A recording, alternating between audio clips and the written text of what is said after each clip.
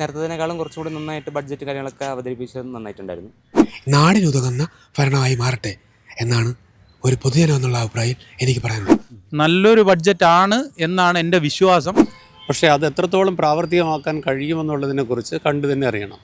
കാര്യം സ്വപ്നങ്ങളെ മാത്രം വിറ്റ് കാശാക്കാൻ കഴിയില്ലല്ലോ.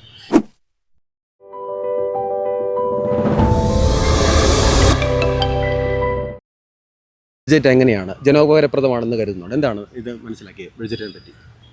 ബഡ്ജറ്റിനെ പറ്റി കുറച്ച് സ്വപ്നങ്ങളാണ് അദ്ദേഹം മുന്നോട്ട് വച്ചിട്ടുള്ളത്.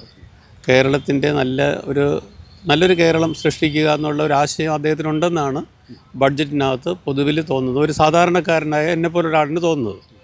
പക്ഷേ അത് എത്രത്തോളം പ്രാവർത്തികമാക്കാൻ കഴിയുമെന്നുള്ളതിനെക്കുറിച്ച് കണ്ടു തന്നെ അറിയണം. കാര്യം സ്വപ്നങ്ങളെ മാത്രം വിറ്റ് കാശാക്കാൻ കഴിയില്ലല്ലോ. ഇതിനുള്ള ഫണ്ട് ഇല്ല എന്ന് പ്രതിപക്ഷ നേതാവും ഇപ്പോൾ നിലവിലുള്ള മുഖ്യമന്ത്രിയൊക്കെ പറയുന്നുണ്ട്. പക്ഷേ ഈ ഫണ്ട് എവിടെ നിന്ന് കണ്ടെത്തുന്നുള്ളതിനെക്കുറിച്ചുള്ള ധാരണ നമുക്കില്ല.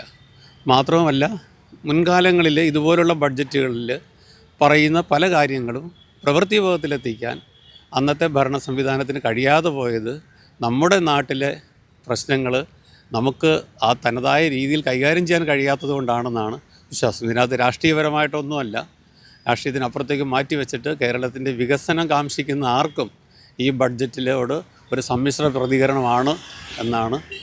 നമ്മുടെ പ്രിയദർശിനി ആയിട്ട് ബന്ധപ്പെട്ട ബസ് ചാർജിന് അതിന് 100 കോടി രൂപയോ 100-200 കോടി രൂപയാണ് അതിൽ മാറ്റി വെച്ചിരിക്കുന്നതെന്നാണ് അദ്ദേഹം പറഞ്ഞതായിട്ട് എനിക്ക് ഓർമ്മ വരുന്നത്. ഇനി തീരദേശവുമായി ബന്ധപ്പെട്ട് വലിയൊരു ഹബ്ബ് സംവിധാനം തയ്യാറാക്കിക്കൊണ്ട് അതുമായിട്ട് മുന്നോട്ട് പോകാനുള്ള വലിയൊരു യാത്രയ്ക്ക് അദ്ദേഹം നോക്കുന്നുണ്ട്. അതുപോലെ എയർപോർട്ടുകളെ ആയിട്ട് ബന്ധപ്പെട്ടുള്ള ഒരു സംവിധാനത്തെക്കുറിച്ച് അദ്ദേഹം പറഞ്ഞു. കുഴപ്പമില്ലായിരുന്നു. എനിക്കത് ഇപ്പം എല്ലാത്തിലും പറയുകയാണെങ്കിൽ നേരത്തേതിനേക്കാളും കുറച്ചുകൂടി നന്നായിട്ട് ബഡ്ജറ്റ് കാര്യങ്ങളൊക്കെ അവതരിപ്പിച്ചത് നന്നായിട്ടുണ്ടായിരുന്നു. ഇനി അത് കാര്യത്തിൽ നടക്കുമ്പം എങ്ങനെ ഉണ്ടാവും, അവരെങ്ങനെ ചെയ്തു തീർക്കും എന്നുള്ളതൊക്കെ ഭംഗിയിലനുസരിച്ച് ചെയ്യും. നിങ്ങളെ ഏറ്റവും ആകർഷിച്ച കാര്യങ്ങൾ എന്തൊക്കെയാണ്? ഇപ്പം സിനിമ രീതിയിൽ പാഷനായിട്ട് പോകുന്നത് കൊണ്ട് ഫിലിം സിറ്റി രീതിയിൽ നമ്മുടെ തമിഴ്നാട്ടിലും അവിടെയൊക്കെ മറ്റേ ഹൈദരാബാദിലൊക്കെ കാണുന്ന പോലെ ഒരു ഫിലിം സിറ്റി കൊച്ചിയിൽ ചെയ്യുന്നതെന്ന് പറയുമ്പോൾ അത് ഒരു സിനിമ പാഷനായിട്ട് ഫോളോ ചെയ്യുന്ന ഒരാളെന്ന നിലയിൽ അത് നല്ലൊരു ഇൻട്രസ്റ്റിംഗ് ആയിട്ട് തോന്നി. അങ്ങനെ ഒരുപാട് കാര്യങ്ങളുണ്ടായിരുന്നു. ഇപ്പം നമ്മുടെ ഇഷ്ടംമാതിരി കാര്യങ്ങൾ, അതൊക്കെ പിന്നെ എടുത്തെടുത്ത് പറയാനാണെങ്കിൽ ഒരുപാടുണ്ടാവും. ഞാൻ അങ്ങനെ എടുത്തെടുത്ത് പറയുന്നില്ല. ഷോർട്ട് ഫിലിം ചെയ്യുന്നുണ്ട്. പിന്നെ വാസുദേവൻ സാറിൻ്റെ ഒരു പാർക്ക് പോലെ ഉണ്ട്, അങ്ങനെ പാർക്കൊക്കെ ചെയ്യുന്നുണ്ട്. അതൊക്കെ നല്ല രീതിയിലായിട്ട് എനിക്ക് തോന്നി.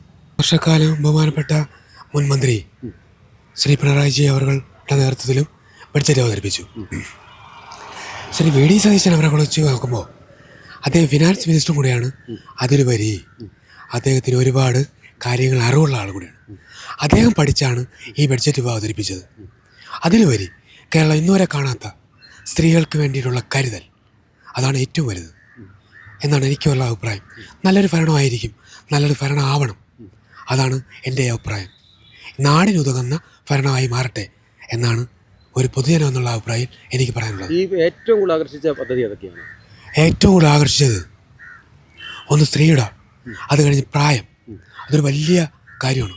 എനിക്കൊന്ന് വിദേശങ്ങളിൽ മാത്രം കാണുന്ന ഒരു പരിപാടി ഇന്ന് ഇന്ത്യയിൽ കേരളത്തിൽ സംസ്ഥാനത്തിൽ കൊണ്ടുവന്നു. ഇന്നലെ വെണ്ടർമാർക്ക് 3 ലക്ഷം രൂപ പത്രം എടുക്കുന്നത് 3 ലക്ഷം രൂപ വരെ അലോട്ട് ചെയ്തു. നേരത്തെ 1 ലക്ഷത്തിന് മേളിൽ നമ്മൾ ഡയറക്റ്റ് ഈ സ്റ്റാമ്പിങ് ആയിരുന്നു എടുത്തുകൊണ്ടിരുന്നത്. ഇന്നിപ്പോൾ അത് 3 ലക്ഷം രൂപ വരെ ആക്കി കൊടുത്തു. അതൊരു ഏറ്റവും ഒരു നല്ല കാര്യമാണ്. കാരണം ഈ സോഫ്റ്റ്വെയറിൽ നമ്മളിത് എടുക്കാൻ പോകുമ്പോൾ പല ഇതുമായിട്ട് ചെല്ലുമ്പോൾ ഡിലേ കാരണം നമുക്ക് പ്രമാണങ്ങൾ മറ്റൊരു വെണ്ടറിൻ്റെ കീഴിലാണെങ്കിൽ 3 ലക്ഷം രൂപ, ഏകദേശം 3 കോടി രൂപയോളം വരുന്ന ഇതിൻ്റെ 10%, 3 ലക്ഷം രൂപ വരെയുള്ള പത്രങ്ങൾ എഴുതാം. പിന്നെ വലിയ ബിസിനസ്സുകളാകുമ്പോൾ മാറ്റി വയ്ക്കാം. 1.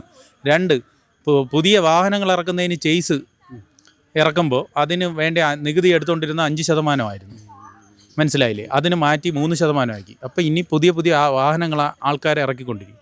ഇപ്പോൾ KSRTCയിൽ പ്രിയദർശിനി കൊണ്ടുവന്നപ്പോൾ സ്വകാര്യ ബസ് ജീവനക്കാരന്മാരുടെ കച്ചവടം കൂട്ടി, അവർക്കും നികുതി ഇനത്തിൽ കുറച്ചു. നല്ലൊരു ബഡ്ജറ്റാണ് എന്നാണ് എൻ്റെ വിശ്വാസം. ബഡ്ജറ്റിൽ ചെറിയ ഒരു ന്യൂനതകൾ വന്നിട്ടുണ്ടെന്നുള്ളതാണ്. അത് പ്രതീക്ഷയോടുകൂടിയാണ് ജീവനക്കാർ കാണുന്നത്. അതുപോലെ ഈ ഫ്രീ ആയിട്ട് അവർക്ക് സ്ത്രീകൾക്ക് വേണ്ടിയിട്ട് ബസ്സിൻ്റെ വിഷയത്തിൽ എല്ലാവരും ഒരു ആകുലത ഉണ്ടായിരുന്നു, എങ്ങനെയാണ് ഈ വിഷയം കൈകാര്യം ചെയ്യുന്നതെന്നുള്ളതിൽ. പക്ഷേ അത് പ്രൈവറ്റ് ബസ്സുകാർക്കാണ് ഏറ്റവും കൂടുതൽ ബുദ്ധിമുട്ടുന്നുണ്ട് ആ ഒരു വിഷയം ഉണ്ടായിരുന്നത്. അല്ല 50% ടാക്സ് അവർ ഒഴിവാക്കിയപ്പോൾ തന്നെ ആ വിഷയത്തിൽ സോൾവ് ആയി എന്നുള്ളതാണ് മൊത്തത്തിലുള്ള ഒരു സംസാരം.